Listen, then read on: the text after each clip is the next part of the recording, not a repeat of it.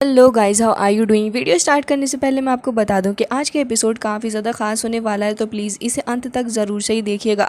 So guys, जैसा कि हमने लास्ट एपिसोड के अंदर देखा था कि वो अपोजिट डोन लेक के अंदर पहुंच गया था क्योंकि उसे वांग दोंग को ढूंढना था। लेकिन वहाँ पर जब वो आता है तो अपने सामने ढेर सारी फीमेल्स को वो मौजूद देखता है। इसी के साथ इस एपिसोड की स्टार्ट होती है जहाँ पर हमें पोजीडोन लेक दिखाई जाती है। यहाँ का सीन बहुत ही ज़्यादा ब्यूटीफुल एंड इन्वायरमेंट काफ़ी रोमांटिक नज़र आ रहा था। तभी हमें देखने के लिए मिलता है कि यहाँ पर शीशियाँ आ जाती है और कह रही थी कि मैं इस साल की होस्ट हूँ एंड इस पोजीडोन फेस्टिवल को मैं आपके लिए अनाउंस करूँगी। तभी बेबी भी वहाँ पर आ गया था और कह रहा था कि मैं भी आपका होस्ट हूँ और चलिए बिना किसी देर के आज के इस इवेंट को स्टार्ट करते हैं। हमें देखने के लिए मिलता है कि ये इवेंट कुछ भाग के अंदर स्टार्ट होने वाला था, जिसका फर्स्ट भाग या फिर पार्ट कह सकते हैं कि लव एट फर्स्ट साइट था। और इसके अंदर हमें जानने के लिए मिलता है कि पार्टिसिपेंट्स एक दूसरे के साथ में कम्पीट करेंगे। यहाँ पर जो मेल स्टूडेंट थे उन्हें उनका बेस्ट देने के लिए कहा जाता और कहा जा रहा था कि आपको जाके फीमेल्स के ऊपर से उनका हेट हटाना है और जितने ज़्यादा हेट आप हटा पाएंगे इससे ये साबित हो जाएगा कि आप कितने ज़्यादा लड़कियों को पसंद आ रहे हैं। और हमें देखने के लिए मिलता है कि यहाँ पर 39 मेल स्टूडेंट्स थे। युहाओं का ध्यान उनकी किसी भी बात पर नहीं होता क्योंकि प्रेजेंट में तो युहा अभी भी वांग दोंग को ही ढूंढ रहा था। लेकिन तभी हम देखते हैं कि उनमें से एक बंदा जो कि अपने आप को कुछ ज़्यादा ही स्मार्ट समझ रहा था, वो सबसे पहले आगे चला जाता और कह रहा था कि फर्स्ट प्लेस जो है वो मुझसे ही बिलोंग करेगी। तभी हमें देखने के लिए मिलता है कि जू शेंशी भी वहाँ पर मौजूद था और कह रहा था कि बिल्कुल भी नहीं। और वो अपनी श्वांगमी रिप्लेसमेंट टेक्निक का इस्तेमाल करते हुए उस बंदे को वहाँ से गायब कर देता और खुद उस फ्लावर के अंदर से अपीयर हो गया था और कह रहा था कि मैंने सीनियर को ऑफेंड कर दिया। जिसके बाद हम देखते हैं कि वो काफ़ी तेज़ी के साथ नन का नाम चिल्लाता हुआ आ रहा था। लेकिन हमें देखने के लिए मिलता है कि वो मोटू जो कि पीछे फ्लावर के पास में आके खड़ा हो गया था। तभी काइटो उसे कह रहा था कि बेटा जी, आपको इतनी ज़्यादा जल्दी नहीं करनी चाहिए थी। तभी हम देखते हैं कि काफ़ी टशन दिखाते हुए जूशेंसी आगे जा रहा था, लेकिन उसको कहा गया था कि लड़कियों को ऑफेंड नहीं करना, बट वो अपनी इस हरकत से ऑफेंड कर चुका था क्योंकि जब वो तेज़ी के साथ इस जगह से आगे बढ़ रहा था तभी उसने लड़कियों के ऊपर वाटर गिरा दिया था, जिससे कि कुछ लड़कियों को उसके ऊपर बहुत ही गुस्सा आ रहा था और वो उसे अननोइंग कहने लग जाती हैं। लेकिन उसे इन बात से कोई भी फ़र्क नहीं पड़ रहा था और कह रहा था कि मैं तो यहाँ पर सिर्फ एक को ही ढूंढने के लिए आया हूँ और सभी को मेरा गोल पता है। वो ढेर सारी लड़कियों के पास जाता है और फिर चेक करने लग गया था कि आखिर इसमें उसकी लवर कौन सी है। लेकिन हर सारी लड़की को ढूंढने के बाद उसे समझ ही नहीं आ रहा था कि नानन कहाँ है। लेकिन तभी हम देखते हैं कि युहाओ जो कि इसी जगह पर मौजूद था, वो कह रहा था कि भले ही देखने में सिंपल लगता हो लेकिन ये काफ़ी कॉम्प्लिकेटेड है क्योंकि सारी फीमेल स्टूडेंट्स ने अपने फेस को कवर कर रखा है उस हेड के थ्रू, और इसमें अपने लवर को रिकॉग्नाइज़ करना वाकई में एक टास्क की तरह ही है। जिसके साथ युहा ये भी कह रहा था कि वैसे ही जो फीमेल स्टूडेंट्स हैं देखने में सारी की सारी एक समान भी लग रही हैं, इसकी वजह से पहचानने में और भी ज़्यादा दिक्कत आ रही है। लेकिन हम देखते हैं कि फाइनली जाके अपना जूशेंशी एक लड़की के ऊपर अपने फैन से ऊपर को उसके हेड हटाने की कोशिश कर रहा था, लेकिन वो लड़की उसे दूर को हटा देती है और वो काफ़ी कोशिश कर रही थी अपने जूशेंशी से पीछे जाने की। लेकिन वो यहाँ पर उसको पकड़ के पीछे से पकड़ के उसको लेके आ गया था, लेकिन वो लड़की अभी भी बाज नहीं आ रही थी, बल्कि वो हार मानने का नाम ही नहीं ले रही होती। तभी हम देखते हैं कि जूशेंसी फाइनली जाके उसके ऊपर से हेड हटा देता है और उसने उस हेड को ले लिया था और कह रहा था कि नानन आई लव यू। ये देखने के बाद तो उस मोटू को बहुत ही ज़्यादा गुस्सा आ रहा होता है और इसी तरीके से जूशेंसी ने पहला हेड हटा दिया था और यहाँ पर वो काफ़ी ज़्यादा खुश भी होता है। अब इसके बाद दूसरे लड़कों की बारी थी जो कि इस चीज़ को कर रहे थे और उनमें से कुछ तो पानी के अंदर ही गिर जाते हैं, कुछ को लड़कियाँ रिजेक्ट कर देती हैं और कुछ को यहाँ पर हेड भी मिल गई थी, जिससे कि इस तरीके से ही आगे बढ़ता है। और यहाँ पर हमें देखने के लिए मिलता है कि अब फिलहाल जूशेंसी खड़ा हुआ था और कह रहा होता है कि युहाओ तुम चले जाओ। लेकिन तभी युहाओ थोड़ा एम्बेरस्ड हो रहा था क्योंकि उसे ये सब कुछ नहीं करना था। लेकिन तभी वो उससे कहता है कि देखो, अगर तुम आज यहाँ से ऐसे ही चले गए तो फिर उसके बाद मुझे ब्लेम मत करना कि मैं तुम्हारे ऊपर गुस्सा करूँगा। तो जिसके बाद हम देखते हैं कि युहाओ कह रहा था कि अब बस मेरे पास यही अपॉर्चुनिटी है तो क्यों ना मैं अपनी सोल का इस्तेमाल करूँ शो करने के लिए। और हम देखते हैं कि वो तुरंत ही अपनी सोल पावर को यहाँ पर अपीयर करता है, जिसकी 100,000 ईयर सोल रिंग देखने के बाद लड़कियाँ बहुत ही ज़्यादा हैरान थी और कह रही थी कि इसके पास में तो 4 ऑरेंज सोल रिंग है और ये तो हमने कभी नहीं देखी। यकीनन ये लड़कियों को इम्प्रेस करने के लिए काफ़ी था, लेकिन युहाओ अभी नहीं रुकता, बल्कि वो यहाँ पर अपनी लिटिल स्नो गर्ल को भी समन कर लेता है। और आपको तो पता ही कि वो कितनी ज़्यादा क्यूट है, ऊपर से उसके बड़े बड़े से हेयर्स, तो वो तुरंत ही वहाँ पर आगे को उड़ती हुई चली जाती है। काफ़ी ज़्यादा तेज़ी के साथ उड़ती हुई जा रही थी, लेकिन अब वो वाटर के ऊपर आइस बना लेती है, जिसके बाद वो भागती हुई आगे की तरफ को जा रही थी। लड़कियाँ तो उसकी क्यूटनेस के ऊपर फिदा ही हो जाती हैं, जैसा कि आपको पता है। और लड़कियाँ तो यहाँ पर उसे इतना ज़्यादा प्यार कर रही थी कि वो खुद से ही उसके लिए अपना हेड उतार देती हैं। इवन जिस जिस लड़की को वो इशारा कर रही थी, हर एक लड़की अपना हेड उतार के उसको खुद ही दे देती है, जिसके बाद तो वो धीरे धीरे करके काफ़ी सारी लड़कियों के हेड उतरवा लेती है और लड़कियाँ उसे कुछ भी नहीं कहती। जिसके बाद हम देखते हैं कि ऑलमोस्ट 4-5 लड़कियों के हेड वो बस ऐसे ही प्यार प्यार में उतार लेती है, लेकिन जब वो एक दूसरी लड़की के पास जाती है तब वो लड़की अपना सर उससे हटा लेती है, जिस बात से स्नो गर्ल को गुस्सा आता है और वो एक बार फिर से चली गई थी लड़की का हेड लेने के लिए।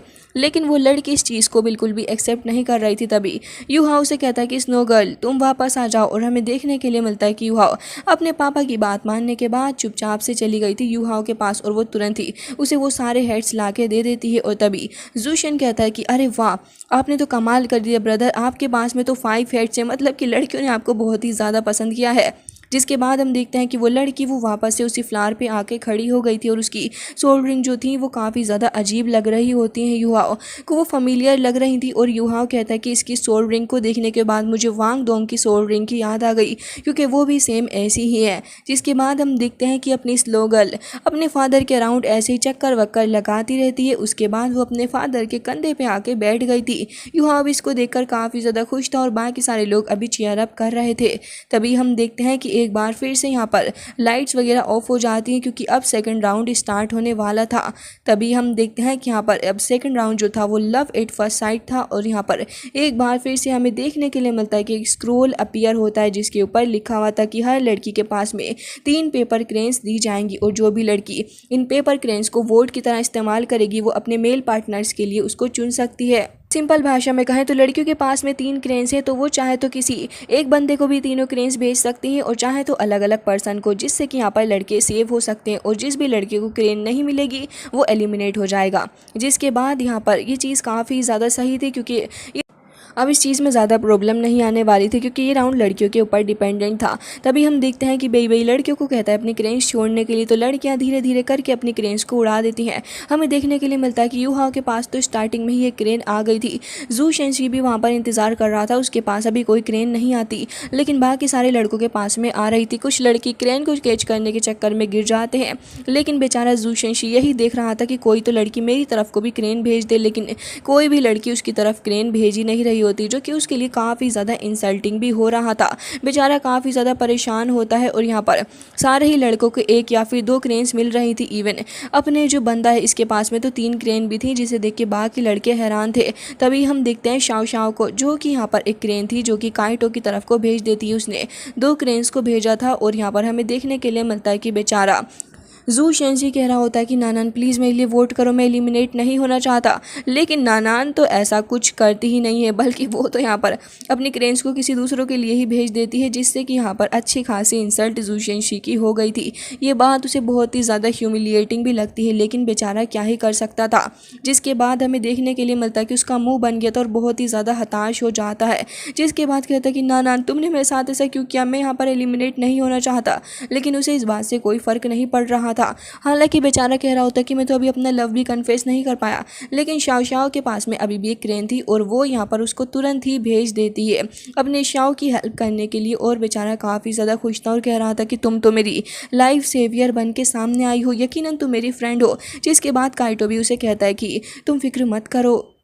जिसके बाद हमें देखने के लिए मिलता है कि युहाओ के पास में अभी ढेर सारे क्रेन्स थे। इवन युहाओ ऐसा पहला लड़का था जिसके पास सबसे ज़्यादा क्रेन्स होते हैं, और इसे देखकर तो सभी लोग हैरान थे। और हमें देखने के लिए मिलता है कि कुछ लोग उससे जल भी रहे थे। युहाओ को देखता है, जो कि फ़िलहाल उस बैम्बो हेड वाली गर्ल को ही देख रहा था, और वो कह रहा था कि आखिर इसकी मूवमेंट मुझे इतनी ज़्यादा फमीलियर क्यों नज़र आ रही है। युहाओ खुद भी हैरान था इस लड़की को देखने के बाद, क्योंकि उसके पास से कुछ फमीलियर सा ऑरा उसे बार बार फील हो रहा था, और युवा उससे कनेक्ट कर पा रहा होता है। अभी कुछ लड़के और भी ज़्यादा एलिमिनेट होते जा रहे थे, और अब हमें पता चलता है कि 36 में से तो अब यहाँ पर सिर्फ 24 मेल्स ही बचे हैं, और ऑलमोस्ट 70 वीमेंस यहाँ पर मौजूद हैं, तो अभी और एलिमिनेट होंगे। तभी हमें देखने के लिए मिलता है कि बेबी बता रहा था कि अब 3rd राउंड स्टार्ट होने वाला है। और हम देखते हैं कि इस थर्ड राउंड के अंदर यहाँ पर लड़कों को आगे जाके चूज़ करना था कि आखिर वो किस लड़की को पसंद करते हैं और उसे कन्फेस भी कर सकते हैं, और उन्हें 1 घंटे का वक्त दिया जाएगा। जिसके बाद हम देखते हैं कि यहाँ पर वो 1 घंटे के अंदर अगर लड़की को इम्प्रेस कर पाए तो फिर यहाँ पर लड़की उनके साथ जाएगी, अदरवाइज़ वो इस तरीके से एलिमिनेट हो सकते हैं अगर लड़की ने उन्हें रिजेक्ट कर दिया। अब कुछ लड़कों को लड़कियाँ चूज़ भी कर रही थी, लेकिन कुछ लड़कों की क्रीपी हरकतें देख के लड़कियाँ इतनी ज़्यादा घबरा जाती हैं कि तुरंत ही उनको एलिमिनेट कर देती हैं। जिसके बाद यहाँ पर लड़के काफ़ी ज़्यादा हैरान थे कि लड़कियाँ यहाँ पर कितनी ज़्यादा बुरी हैं। कुछ तो लड़के हंस भी रहे होते हैं और लड़के ही लड़कों का मजाक बना रहे थे। तभी बेई कह रहा था कि जाइए आगे जाइए और ब्रेव बन के अपने लव को कन्फेस करें। सारे ही लड़के जा रहे थे, लेकिन कायतो को देखते हैं जो कि यहाँ पर अभी भी स्टिल खड़ा हुआ था। जिसके बाद हम देखते हैं कि लड़के लगातार रिजेक्ट होते जा रहे होते हैं। शीशी भी कह रही थी कि हे काइटो तुम भी जाओ। जिसके बाद हम देखते हैं कि काइटो अपने कॉलर को थोड़ा ऊंचा कर लेता है, बेचारा एक डीप ब्रेथ लेता है और अब वो आगे की तरफ को बढ़ रहा था। यूहाओ कहता है कि ब्रदर बहुत अच्छे से करिएगा, और वो यहाँ पर अपना सीना ठोकते हुए कह रहा था कि परेशान मत हो। और हमें देखने के लिए मिलता है कि अब वो शाओ शाओ की तरफ को ही आगे बढ़ रहा था। शाओ शाओ को देख के लग रहा था कि वो काफ़ी ज़्यादा नर्वस है, और हम देखते हैं कि अपना काइटो भी थोड़ा नर्वस ही नज़र आ रहा था। अब जैसा कि लास्ट राउंड का रूल ही यही था कि यहाँ पर इन लोगों को इम्प्रेस करना होगा लड़कियों को, तभी यहाँ पर लड़कियाँ उनके साथ जाएंगी। तब हम देखते हैं कि काइटो थोड़ा शर्मा रहा था और कह रहा था कि जब से मैंने तुम्हें पहली बार देखा तब से ही तुम्हें मुझे एक स्पेशल गर्ल नज़र आने लगी थी, और मैंने यहाँ पर काफ़ी वक्त अकेले भी बिताया, लेकिन उस सब के बावजूद भी मेरे दिल के अंदर एक इम्पोर्टेंट जगह तुमने ऑक्यूपाई कर रखी थी। जैसे ही काइटो सारी बातें कहता जा रहा था, ये सारी बातें शाओ शाओ के दिल को छूती भी जा रही थी, और वो भी काफ़ी ज़्यादा ब्लश कर रही होती है। तभी हम देखते हैं कि यहाँ पर वो जो बैम्बू गर्ल थी वो भी अपना सर यहाँ पर हाँ में हिला रही थी, और उसने शाओ शाओ को एक तरीके से इशारा कर दिया था। शाओ शाओ उसके इशारे का ही वेट कर रही थी, और हम काइटो को देखते हैं जो कि कह रहा था कि मैंने इस दिन का बहुत वक्त से इंतज़ार किया है और अब ये दिन फाइनली आ ही गया। जिसके बाद वो ये भी कहता है कि आज मैं तुमसे ही कहना चाहता हूँ कि, और ये कहते साथ ही उसे काफ़ी ज़्यादा स्वेटिंग भी हो रही थी। लेकिन हम देखते हैं कि यहाँ पर शाओ शाओ तुरंत ही अपनी ड्रेस को बदल लेती है, और अब वो उसे मोटिवेट करते हुए कहती है कि मैं तुम्हें हमेशा बहुत ही अच्छे से ट्रीट करूँगी। ये सुनने के बाद तो लड़कों के मुंह से वाइन ही छूट जाती है, और काइटो वो पूरा ही ब्लश करने लग गया था। वो इतना ज़्यादा शर्मा जाता है कि वो वहीं पर गिर जाता है।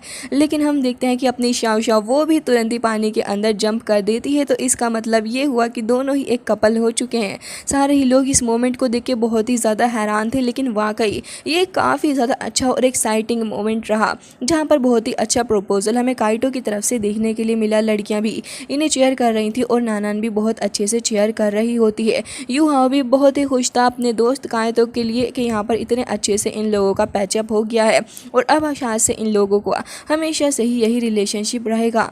हालांकि हमें देखने के लिए मिलता है कि दोनों खुद भी बहुत ही ज़्यादा खुश नज़र आ रहे थे, और काइटो इस माहौल को देखने के बाद बहुत बहुत ज़्यादा खुश था। एंड यहाँ पे शाओ शाओ भी उसको गले लगाई हुई होती है। बेई उसको कॉन्ग्रेचुलेट करता और काइटो वहाँ से जा रहा था। तभी यहाँ पर हमें देखने के लिए मिलता है कि ज़ूशियन कह रहा था कि काइटो को पहले तो ये सीखना चाहिए कि लड़कियों से बात कैसे करते हो, और अब मैं इसका एग्जाम्पल दूंगा। अब यहाँ पर बारी थी अपने ज़ूशियन शी की, और वो यहाँ पर अब धीरे धीरे आगे की तरफ को जा रहा था। लड़कियाँ उसे देख के बिल्कुल भी खुश नहीं लग रही थी, क्योंकि पहले ही राउंड में उसने काफ़ी ज़्यादा बुरा लड़कियों के साथ किया था। लोग उसका मजाक बना रहे होते हैं, और लड़कियाँ भी कह रही थी कि ये तो बहुत ही ज़्यादा अननोइंग है।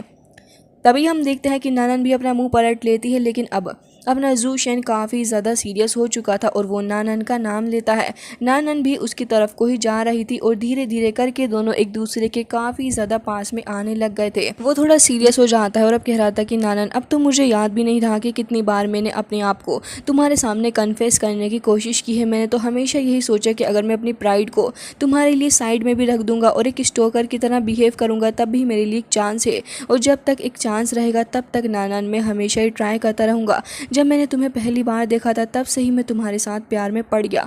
मुझे पता है कि तुम्हारे लिए शायद से बहुत ही ज़्यादा बैड इंप्रेशन रहा होगा। हमें देखने के लिए मिलता है कि नानन भी अपने हाथ काफ़ी घस के भींच लेती है, और उसे देखकर ऐसा लग रहा था कि वो खुद को इस मोमेंट पे काफ़ी कंट्रोल करने की कोशिश कर रही है। हमें देखने के लिए मिलता है कि यहाँ पर वो भी इमोशनल हो गया था और कह रहा था कि मुझे पता है कि मेरे कुछ एक्शन से तुम्हें बहुत ही ज़्यादा हार्म पहुँचा है, और मैं उन्हें वापस से रिवर्स नहीं कर सकता। साथ ही वो ये भी कह रहा था कि मुझे इन सारी चीज़ों का बहुत ज़्यादा रिग्रेट भी है। लेकिन तभी युहाओं कहता था कि आखिर इन लोगों का ऐसा क्या पास्ट है जिसकी वजह से नानन बार बार इसको रिजेक्ट करती है कि आखिर चल क्या रहा है। तभी बेई बेई को देखते हैं जो कि बेचारा परेशान था और कह रहा था कि ऐसा लग रहा है कि यहाँ पर ब्लड अवेकनिंग सेरेमनी हो रही है। और हमें देखने के लिए मिलता है कि यहाँ पर एक बार फिर वो अपने नीज पे बैठ के कह रहा था कि मुझे माफ़ कर दो जो सब कुछ मैंने किया, और मैं यहाँ पर ये मार्शल आर्ट, ये स्पिरिट, ये सब कुछ छोड़ सकता हूँ, ये सेक्ट, ये तरक्की, हर एक चीज़ मुझे बस तुम्हारी केयर है नानन। ये सुनने के बाद तो लड़कियां जो कि अभी इससे हेट कर रही थी वो इतनी ज़्यादा इंप्रेस हो जाती हैं कि सारी की सारी ये चाह रही होती हैं कि अब नानन हाँ कर दे। और उसके बाद नानन ये भी कहता है कि प्लीज़ मुझे हाँ कर दो, मेरे लिए तुम्हारा साथ ही काफ़ी है। और ये भी कहता है कि लेकिन मैं ये भी जानता हूँ कि तुम्हारा जो आंसर है वो हमेशा की तरह ना ही होगा, और मुझे पता है कि तुम मुझे हाँ नहीं कर रही हो, लेकिन फिर भी मैं जब तक ट्राई करता रहूँगा जब तक मेरे लिए एक होप है। और कह रहा था कि मैं कभी भी गिव अप नहीं करने वाला, और कह रहा था कि क्या तुम मेरे दिल की बात सुन पा रही हो। और मुझे ये भी पता है कि हमारे हार्ट के बीच में एक गैप है जो कि कभी भी शायद से ख़त्म नहीं होगा, लेकिन फिर भी मैं सब कुछ गिव अप करने के लिए रेडी हूँ, चाहे वो मेरी लाइफ भी क्यों ना हो। नानन को देखते हैं जो कि बहुत ही ज़्यादा इमोशनल हो गई थी और पास्ट के एक सीन को याद करती है जहाँ पर उसकी हालत काफ़ी ज़्यादा ख़राब हो गई थी, लेकिन तब भी उसने उसको बचा लिया था और कह रहा था कि मैं तुम्हें हमेशा प्रोटेक्ट करूँगा। अब प्रेजेंट में वो बहुत ही ज़्यादा इमोशनल हो जाती है और सारे ही लोग चाह रहे थे कि अब वो हाँ कर दे, लेकिन इतने सबके चाहने के बाद भी यहाँ पर वो कुछ जवाब ही नहीं दे रही होती। और हमें देखने के लिए मिलता है कि यहाँ पर सबके सामने वो उसे एम्बैरेज भी कर देती है। हालांकि उसकी खुद की आंखों से आंसू निकल रहे थे और यहाँ पर अपना ज़ूशियन भी समझ जाता है कि वो हाँ नहीं करेगी, जिससे भी कि वो कहता है कि ठीक है मैं फिर भी तुम्हारा इंतज़ार करने के लिए रेडी हूँ। और इवन यहाँ पर बंदा इतना ज़्यादा इमोशनल हो गया था कि इसकी आंखों से आंसू निकल रहे थे और खुद ही फिर वाटर के अंदर डूब जाता है।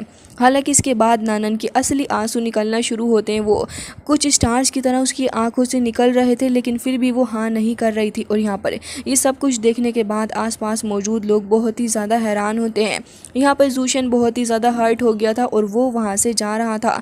अब हम देखते हैं कि अपना पगला सा युहा वो इस मोमेंट पर भी यही पूछ रहा था कि ब्रदर मुझे ये तो बता दो कि आखिर वांगडोंग कहाँ मिलेगा। मतलब कि इस लड़के को बिल्कुल भी खबर नहीं है कि बेचारे के साथ कितना बड़ा हादसा हो गया है, लेकिन वो कह रहा था कि अब बस मैं पागल हो गया हूँ। जिसके बाद हम देखते हैं कि यहाँ पर उसे अपने दोनों ही मास्टर्स की बात याद आती है जिन्होंने कहा था कि यू हाँ तुम्हें पोसीडोन के अंदर मिल जाएगा और जब तुम वहाँ जाओगे तो फिर वहाँ पर तुम्हें उसे ढूंढना होगा। लेकिन तभी हम देखते हैं कि वहाँ अब जब पलटता है तभी वो कहता है कि कहीं वांगडोंग यहाँ पर इन लड़कियों में से तो सब कुछ याद आने लग जाता है, धीरे धीरे करके सब कुछ क्लिक होने लग जाता नहीं करता था। और साथ ही उसने ये शर्त भी रखी थी कि तुम कभी भी मेरे सामने नेकेड नहीं आओगे और ना मैं तुम्हारे सामने। और ये भी यहाँ पर कह रहा था कि जब एक बार हम दोनों बात ले रहे थे तब भी उसने यही किया था, और जब कभी मैं उसके ज़्यादा पास चला जाता तो वो अनकम्फर्टेबल भी हो जाता था। तो इसका मतलब यही है कि वांगडोंग एक लड़की है। और हमें देखने के लिए मिलता है कि यू हाओ की आंखें अब खुल चुकी थी, क्योंकि उसे याद आ जाता है कि वांगडोंग असल में ही एक लड़की है और वो बस लड़कों की तरह ड्रेस्ड होकर रहा करती थी। तभी हम देखते हैं कि यहाँ पर बेई बेई जो था वो कह रहा था कि ठीक है अब तुम आगे बढ़ो, चूज़ कर लो। यू हाओ अब आगे जा ही रहा था क्योंकि उसे इस मोमेंट पे काफ़ी कुछ रियलाइज़ हो रहा था। और यहाँ पर एक लड़की थी जो कि कह रही थी कि यू हाओ मैं चाहती हूँ कि तुम मुझे चूज़ कर लो, और अगर तुम मुझे चूज़ करोगे तो फिर हमारा क्या वो लियू ली सेक्ट तुम्हें काफ़ी ज़्यादा पावर प्रोवाइड करेगा। लेकिन हम देखते हैं कि वो लड़की जिसके सर पे अभी हेड रखा हुआ था वो भी यू हाओ को देख रही थी। तभी सेकंड वाली लड़की कहती है कि ये इम्तिहान काफ़ी ज़्यादा बोरिंग है, तुम्हें मेरे साथ आना चाहिए। वो यू हाओ को एक किस भी करती है, लेकिन हम देखते हैं कि यू हाओ कहता है कि आप दोनों ने ही मुझे फेवर किया, वाकई में ये मेरा ऑनर है, लेकिन प्लीज़ मुझे माफ़ कर दीजिएगा क्योंकि मेरे दिल में ऑलरेडी कोई है। उन लड़कियों को ये बात यू हाओ की बिल्कुल भी पसंद नहीं आती और वो काफ़ी ज़्यादा जेलिस भी हो रही थी। तभी हम देखते हैं कि यू हाओ कहता है कि मैं उस लड़की को चूज़ करना चाहूँगा जिसने बैम्बू हेड पहन रखा है। जिसके बाद सारे ही लड़के हैरान थे और सभी कह रहे होते हैं कि उसने तो अपना हेड तक नहीं हटाया, आखिर ये कैसे उसे चूज़ कर सकता है। जिसके बाद हमें देखने के लिए मिलता है कि इन लोगों का कनेक्शन आपस में मिल गया था। यू हाओ काफ़ी खुश था और बेसब्री से इंतज़ार कर रहा होता है कि जल्द से जल्द वो बस कैसे भी करके वांगडोंग को देख ले। तभी हम देखते हैं कि यहाँ पर उसकी जान का दुश्मन दाई हुआबिन आ गया था और कह रहा था कि 1 मिनट रुको, मैं यहाँ पर आ गया हूँ बीच में। जिसके बाद बेई बेई कह रहा था कि ये तो बहुत गलत हुआ, लेकिन इसका एक रूल भी है कि अगर 2 पार्टिसिपेंट्स किसी एक ही लड़की को पसंद करेंगे तो फिर उन दोनों को फाइट करनी होगी, और उसके बाद जो पार्टिसिपेंट सबसे ज़्यादा अच्छा करेगा और जो दूसरा हार जाएगा उसे एलिमिनेट कर दिया जाएगा, और फिर वो पहला वाला पर्सन जाके अपनी पसंद की हुई लड़की से कन्फेस कर सकता है। जिसके बाद हमें देखने के लिए मिलता है कि एक बार फिर से यहाँ पे काफ़ी ज़्यादा क्योस मच गया था, क्योंकि यहाँ पर यू हाओ को काफ़ी ज़्यादा गुस्सा आ रहा था हुआ बिन की इस बातों के ऊपर, लेकिन वो उसे इशारा करता है कि वो उसे मार डालेगा। तभी शीशी यहाँ पर अनाउंस करती है और हमें देखने के लिए मिलता है कि हुआ बिन ने तो तुरंत ही अपने वाइट टाइगर किंग को तुरंत ही समन कर लिया था और उसका इस्तेमाल करते हुए अब वो अटैक करने वाला होता है अपने यू हाओ के ऊपर। लेकिन हम देखते हैं यू हाओ को, जिसने तुरंत ही अपनी सोल की पावर को एक्टिवेट कर लिया था और इस पूरे के पूरे रिवर को ही फ्रीज कर दिया होता है वो बंदा। हुआ बिन जो था, हमें देखने के लिए मिलता है कि वो अपनी वाइट टाइगर की पावर का इस्तेमाल कर रहा था, लेकिन तभी लिटिल स्नो गर्ल वहाँ जाती है और हमें देखने के लिए मिलता है कि सिर्फ अपनी एक फिंगर से ही वो यहाँ पे पूरे के पूरे उसको फ्रीज कर देती है। और हमें देखने के लिए मिलता है कि यहाँ पर अपना युवा स्कॉर्पियो की पावर का इस्तेमाल करते हुए उसे काफ़ी दूर फेंकता, इतनी ज़्यादा दूर कि बस वो एक तारा बन के ही रह गया था। सभी काफ़ी ज़्यादा खुश होते हैं और अब वो युहाओ को कहते हैं कि युहाओ अब तुम आगे जा सकते हो। स्नो गर्ल गायब हो गई थी और अब युहाओ धीरे से आगे बढ़ता है। जिसके बाद हम देखते हैं कि यहाँ पर वांग डोंग भी उसका इंतज़ार कर रही थी। एक तरफ से युहाओ आगे जा रहा था और अपनी आइस की पावर का इस्तेमाल करते हुए वो लेडर्स बनाने लग गया था, और दूसरी तरफ हमें देखने के लिए मिलता है कि वांग डोंग फ्लावर्स का इस्तेमाल करती है। बहुत ही ज़्यादा ब्यूटीफुल सा ये सीन लग रहा था, जहाँ पर एक तरफ आइस लेडर्स थी तो दूसरी तरफ यहाँ पर फ्लावर लेडर्स बन के आ रही थी, और एक बहुत ही ज़्यादा ब्यूटीफुल सा नज़ारा यहाँ पर क्रिएट हो जाता है। और युहाओ कह रहा था कि मैं कितना ज़्यादा बेवकूफ़ था कि इतने सालों तक साथ में रहने के बावजूद भी मैं ये नहीं पहचान पाया कि तुम एक लड़की हो, मैं वाकई में एक इडियट हूँ। जिसके बाद हमें देखने के लिए मिलता है काफ़ी ज़्यादा प्यारा सा एक फ्लोर यहाँ पर बन गया था, जो कि देखने में बहुत बहुत ज़्यादा प्रीटी लग रहा था। पीछे मून भी होता है, जिससे कि सीन और भी ज़्यादा रोमांटिक हो गया था। युहाओ को देखते हैं जो कि अपनी नीज़ पर बैठ के एक फ्लावर को समन करता और कह रहा था कि मैं अपनी पूरी सिंसियरिटी के साथ तुमसे कहना चाहता हूँ कि मैं अपनी पूरी लाइफ तुम्हें प्रोटेक्ट करूँगा, और साथ ही कहता है कि फॉर एवर एंड एवर के लिए, और कहता है कि क्या तुम मुझे एक चांस दे सकती हो। तभी हम देखते हैं कि वांग डोंग अब धीरे धीरे करके ऊपर की तरफ को जाती है। आसपास ढेर सारी बटरफ्लाइज भी आ चुकी थी, और अब ये बटरफ्लाइज धीरे धीरे करके उसकी पूरी ड्रेस को ट्रांसफॉर्म कर देती हैं, और उसके बाद वांग डोंग अपना हेड भी हटा लेती है। जिसके बाद युहाओ उसकी असल शक्ल को देखता है, जिसे देखने के बाद सारे लोग हैरान थे। लड़कियां तक उसकी ब्यूटी को देखकर हैरान होती है। यकीनन वो यहाँ पर मौजूद हर एक लड़की से सबसे ज़्यादा खूबसूरत नज़र आ रही थी, बहुत ही ज़्यादा प्रीटी लग रही होती है। और यहाँ पर वो भी कहती है कि ठीक है, मैं तुम्हें एक चांस देना चाहूँगी। युहाओ तुरंत ही अपना फ्लावर उसकी तरफ को भेज देता और वो भी उसको पकड़ लेती है। जिसके बाद हम देखते हैं कि वो अब युहाओ की तरफ को देख रही थी। लड़के तो पगला से ही जाते हैं इसको देख के, और यहाँ पर इस बार वो अपने विंग्स को भी ओपन कर लेती है, और हमें देखने के लिए मिलता है कि वो लेडर्स वहाँ गायब हो गए थे। दोनों ही एक दूसरे को पकड़ लेते हैं, और उसके बाद वांग डोंग आगे बढ़ते हुए युहाओ को किस करती है। सो गाइज़, इसी के साथ आज का ये एपिसोड हो जाता है, एंड आई होप कि आपको ये पसंद आया होगा। गाइज़, आज का ये एपिसोड काफ़ी ज़्यादा इंटरेस्टिंग रहा, तो आप प्लीज़ कमेंट करके ज़रूर से हमें बताइएगा कि आपको आज का ये एपिसोड कैसा लगा है। मैं मिलती हूँ आपसे नेक्स्ट वीडियो में, तब तक के लिए bye bye, take care of yourself.